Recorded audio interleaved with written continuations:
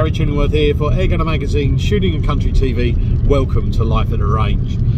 Really looking forward to today's video because I'm finally going to get my hands on an Air Arms XTi-50, their new flagship target rifle. I'm on my way to Bisley, the home of shooting in the UK, and I'm going to be shooting with Adrian Wright and Charles Peal, two owners of XTIs. Now Charles is the captain of the Air Arms team, and Adrian was a very lucky chap at last year's World Championship, and that's part of the reason why I'm doing today's video. Air Arms amazingly gave away an XTi-50, an over £3,000 rifle, as a prize at last year's World Championships. Not a prize to be given to the winner or to the world champion, but a prize just to be thrown in the raffle so that anyone would stand a chance of winning it, and Adrian was that person who won the gun. So what we're going to do today is I'm going to take it on the range, and I'm going to have a few minutes on the range, but what I really want to do is I want to get out onto the course with Adrian and Charles and watch them shoot the rifles. I'm there with my TX, so I'm going to be missing a lot of targets that they're probably going to kill, but you never know. We might be able to take them a little bit of a challenge because I think my shooting is getting slightly better. But that's about it. Today is 100% a plug for Air Arms. They're lovely people. Claire is an amazing person. They're incredibly generous, but so are a lot of the other manufacturers, from BSA to Steyr to Wright and whole cartridge. You know, a lot.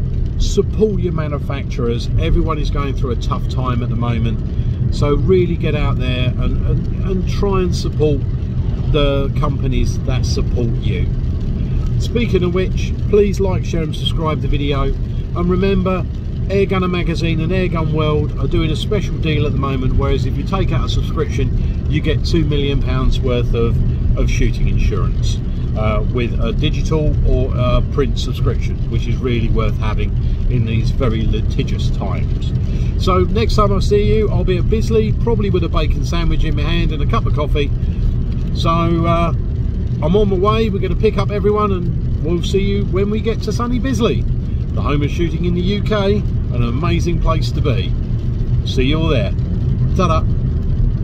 Ah! One of the best things about being at Bisley is you can see in the background, you can probably hear it. Yeah, they don't just shoot air guns here, they shoot the big stuff. I think we got stickleback or stickle down over the back, or stickle down. That's a 1,000 metre range. That's where the F-class boys go. We've got the running boar over there, and that's the thing that comes shooting across. So yeah, Bisley is an absolutely amazing place to be. It's always fun when you're sitting there and you're shooting and you can hear the big guns going off, and just over in the distance you've got the military range, so every now and then you hear a big burst of machine gun fire. So yeah, it's a real experience being here at Bisley.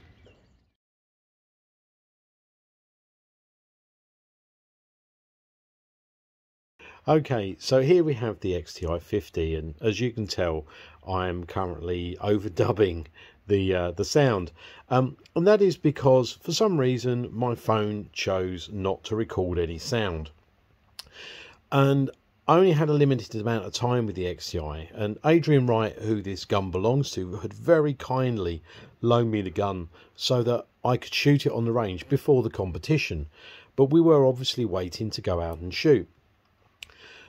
So the XTi-50, as you can see, it's fully adjustable. It's got the adjustable cheek pieces, it's got the adjustable hamster, match grade barrel, titanium cylinder, micro adjustable air stripper, everything that you would expect from a high-end target rifle.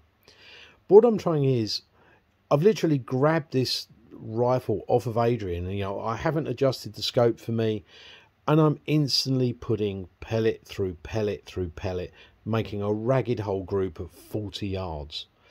But what I really like about this rifle is the trigger is very responsive. I was able to shoot it straight away and know exactly where it was going to break.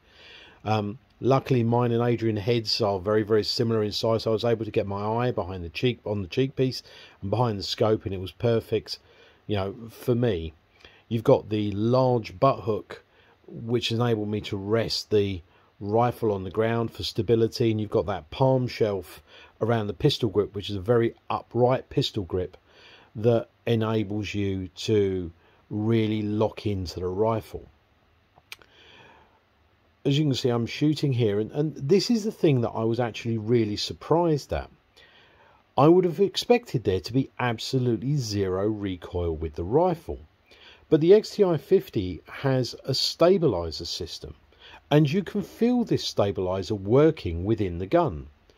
So you lock onto the target, you pull the trigger, and because of Newton's third law of motion, every action opposite reaction, you feel the stabilizer coming back. But this happens after the pellet has left the barrel. As I stated, I instantly started drilling holes at 40 yards without a problem. But then again, you would expect that from a rifle like this. I mean, an S400 can shoot ragged hole groups, an HFT-500 and FTP. Most Air Arms rifles are incredibly accurate. In fact, all Air Arms rifles are incredibly accurate. I've never had a bad one. But then again, I am a little biased. But what the XTi is, and this is what you're paying the money for, is that amazing stock. Yes, you've got the engineering, you know, you've got the regulator, you've got the consistency over the chrono, you've got everything that you could ever need.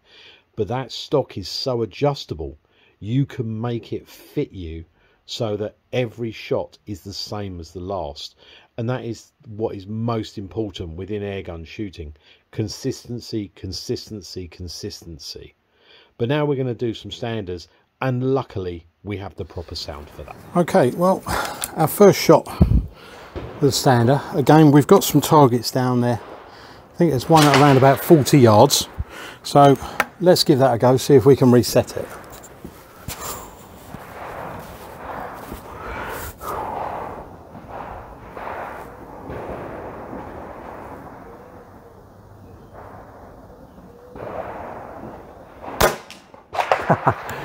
Well, we did actually kill it. We were able to reset the target, so we hit a disc around about that big. That's not like me, I'm pretty rubbish with standards, but let's give it another go. Once could be a fluke, 2 is good, 3 is a pattern.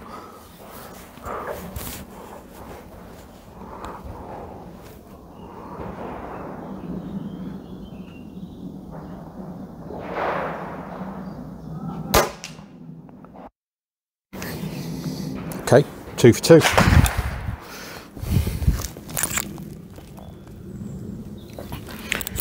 Okay, third one.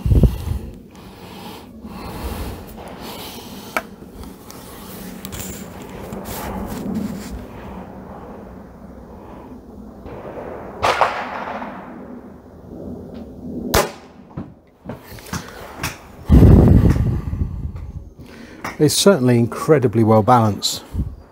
I managed to get 3 for 3 at 40 yards, which is not like me.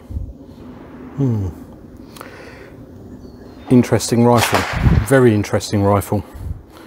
Balanced, accurate. Yeah, very good.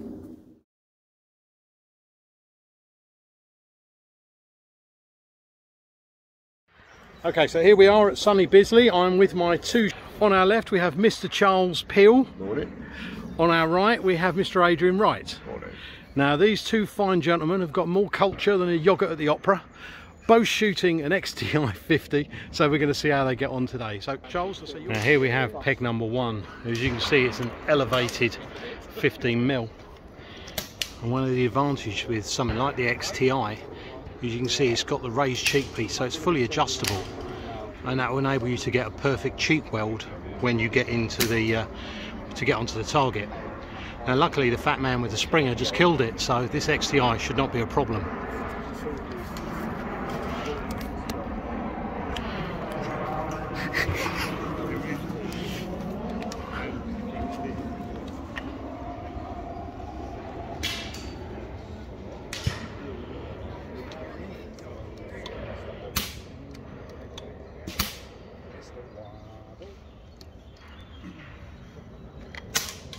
Good shot. Nice shot, Adrian.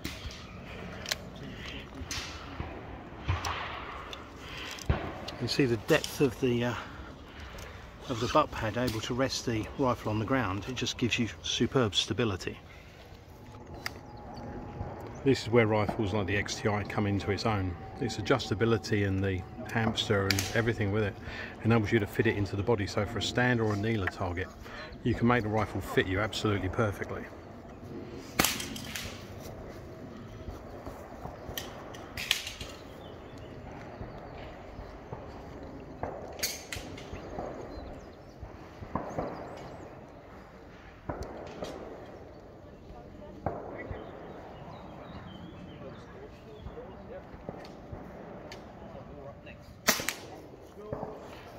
Unfortunately, no matter how good the gun is, you've always got the squidgy bit at the end of the trigger. Now let's watch a talented shooter and see how he does. I'm not allowed to say what I actually think on a video, am I, sir? You may say whatever you wish, Charles.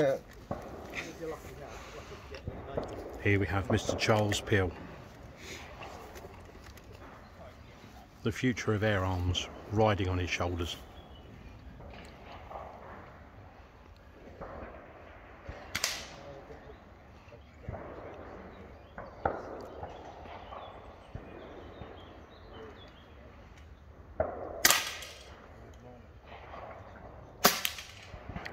Good shot, Charles. Actually, Adrian, what was the rifle you shot with before? I was using an Air Arms XTi-50, which Right. I had in a GRS stock. So would you find that because is the XTi slightly heavier than the GRS and the 500? It is heavier, I believe, but you don't notice it with the balance. It's the balance of a rifle more than the weight of it, I think. So stable? It just feels solid and well placed. My problem is that I go asthmatic when I'm looking to shoot the target. Would you agree, Charles? Would you say the stability of the XTi is... I've had lots of people handle the rifle already, and the common comment is it doesn't feel as heavy as I expected it because the balance is so good. So yeah, it's good. Perfect. Well, now it's time for the fat man with the spring gun to see if I can kill this, and at the moment it's not looking good. Gary's just checking his list of excuses. Now he's coming up to the tree. With which I have many excuses. Right. Note the position of the tree at the moment.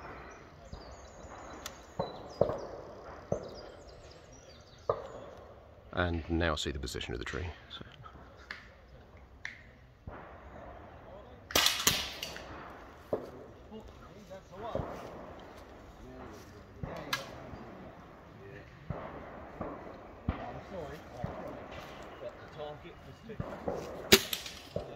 Nice shot, Gary.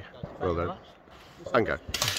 XTi is an amazing rifle, absolutely dead, but a well-tuned Springer, and this is just using standard 25mm internals. If you know your gun, you can have just as much as fun as one of these as you can with an XTi, but I'm secretly jealous of these two. Okay, so we're 4 targets in, as we've here, Mr. Gary Chillingworth, 22222, Mr. Charles Peal, 2212, and Mr. Adrian Wright, 2122. So basically what we're saying is the fat man with the Springer is currently beating the 2 guys with the XTi-50s. Yes, give me that. Sorry, Claire. I've only actually got one.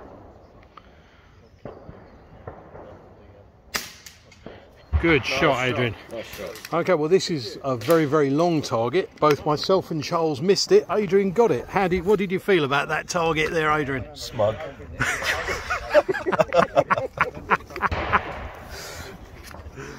Okay, well here we have an elevated target. It's quite a bit above the old peg. So having string pull, Charles. Sorry? Let me know if you want string pull. Will do, thank you very much. Having a deep stock will certainly help. Oh yeah. Oh, it's one of those ones with the oval kill, isn't it? I think. Can you just give it a quick rattle? Yeah, okay. Okay, pull him. Okay. Yeah, thank you very much. String 3.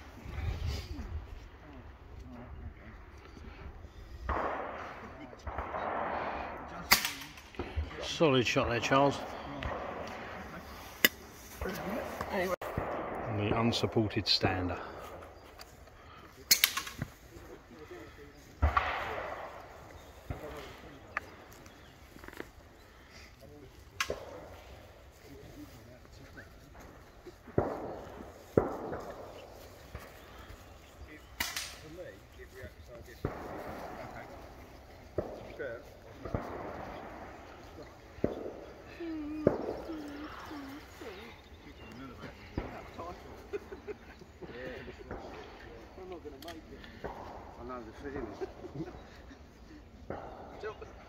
Thought I was on strong medication because Unlucky, Adrian. Much flag waving. Yeah. However, Adrian did the right thing. He took up the first stage, then needed to come off, so lowered the rifle and then went back onto it, as opposed to just trying to hold onto it. And you build up the lactic acid in your muscles and you end up shaking like a dog trying to have a poo. My brother says that's my film style looks. Like Rin Tin Tin. Now, we've never seen Charles Peal miss a stander, so this should be an interesting shot. Never videoed Charles Peal taking a stand. Yeah, we missed the path.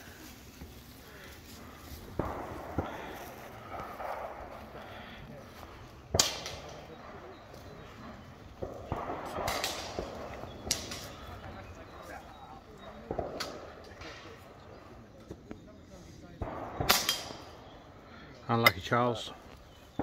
That is a difficult stander. So elevated ones are always the hardest.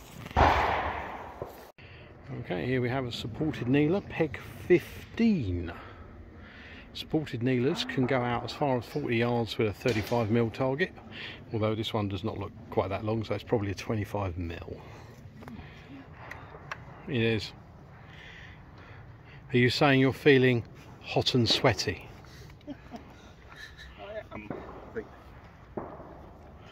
It is the environment, not your animal magnetism.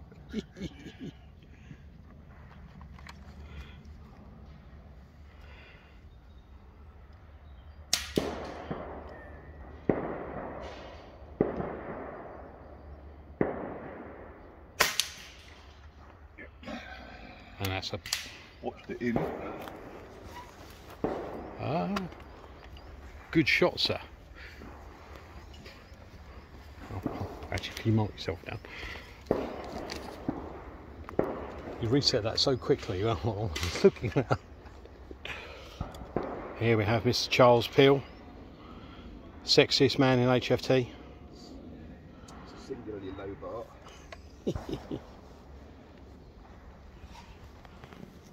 And this is what we call a reverse kneeler, where he's resting his hand on his rear leg. It's actually an elbow. Elbow, sorry.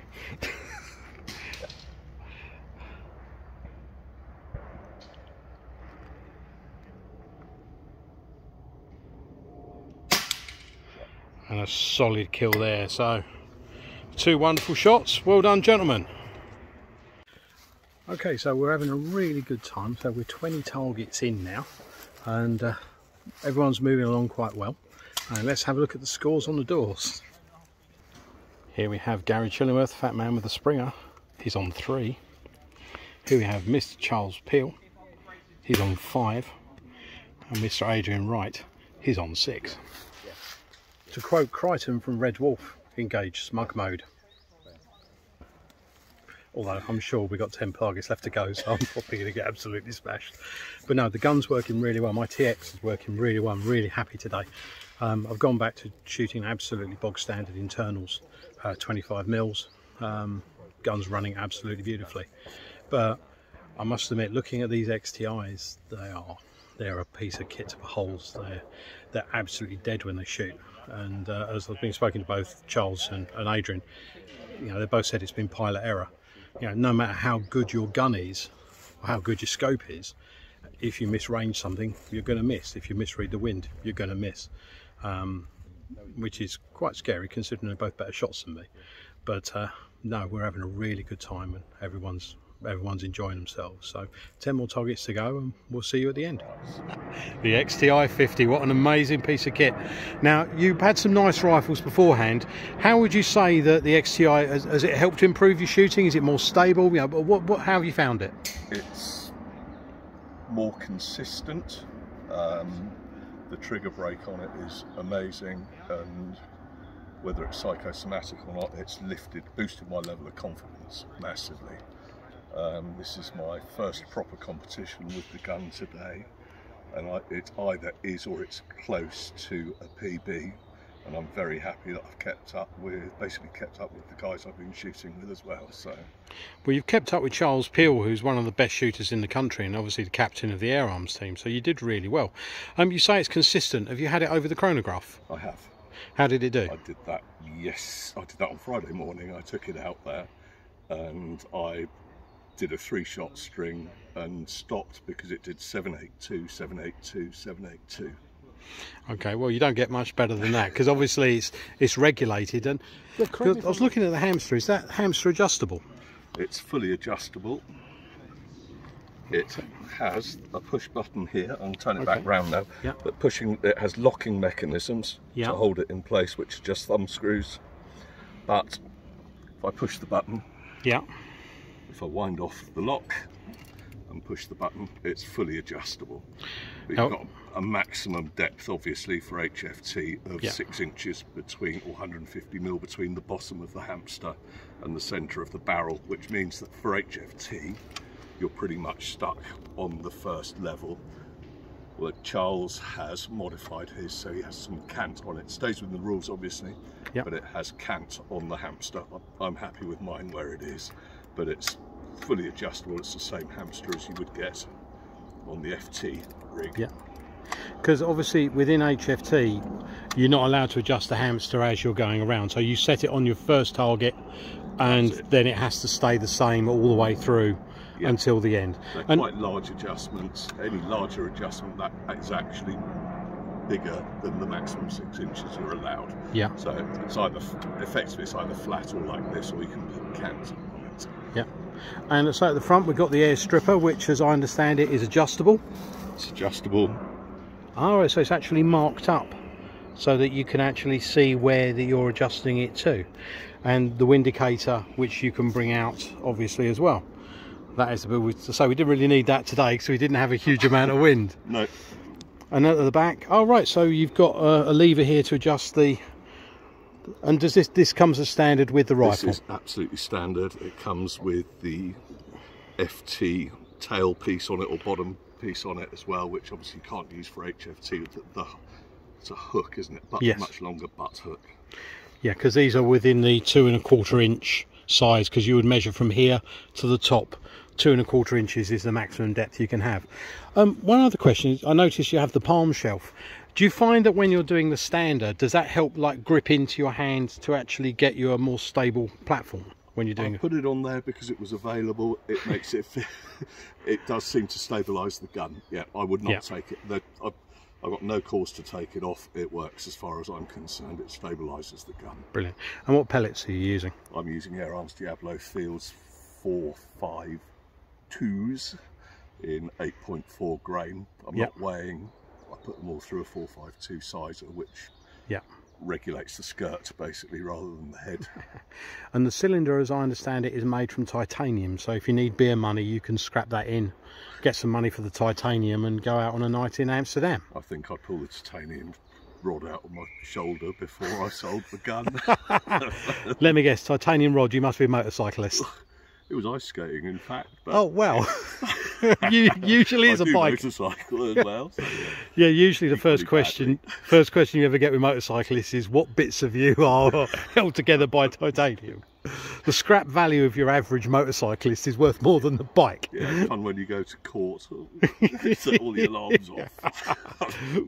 Brilliant. Well, that's an absolute. And the scope, you've got the Citron. That's a Citron S-TAC 3-16 by 42. Beautiful. First focal plane, illuminated reticle with an MH2 reticle on it, which is... I used to have the Citron S3, which was an absolutely beautiful scope. I mean, the glass on Citrons is absolutely cracking. It's great. I've got 3 of them. That sounds good. I've asked about other scopes. It works for me. It's like all the rig, it's better than I am. Brilliant. Well, thank you very much, Adrian. Thanks for your time. Hope you enjoy the gun. We'll be seeing you at Meon next weekend. Will indeed, yes. Brilliant. Well, we'll catch up with you in Meon and we will see how you do without having me following you around with the camera and putting you off. Thanks, Gary. Brilliant. Cheers, Adrian. Okay, well, smug mode didn't work. We did really well, and then we went 1 2 1 1 1 2 1 2. So yeah, my mum always taught me not to be smug. We all had a great shoot. The guys did brilliantly. The XTIs worked really well. But I think for all of us, it was the soft squidgy bits behind the trigger. Would you agree with that, Charles? Was it the soft squidgy bit behind the trigger who couldn't shoot today? I believe you couldn't. No, that's right. I'm talking about you. Yeah, yes. And speaking of soft and squidgy, Adrian? Thank you very much. Gun worked well today? Yeah, gun was brilliant. Yeah. Really enjoyed that. It shot brilliantly.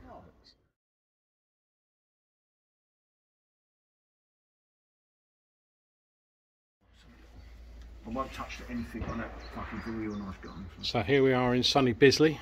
Here we have Alex Honeywell. Alex has today he's become the Southern Hunters 2023 champion after absolutely smashing to pieces Mr. Richard Woods, who crumbled under the pressure of shooting a Bisley course.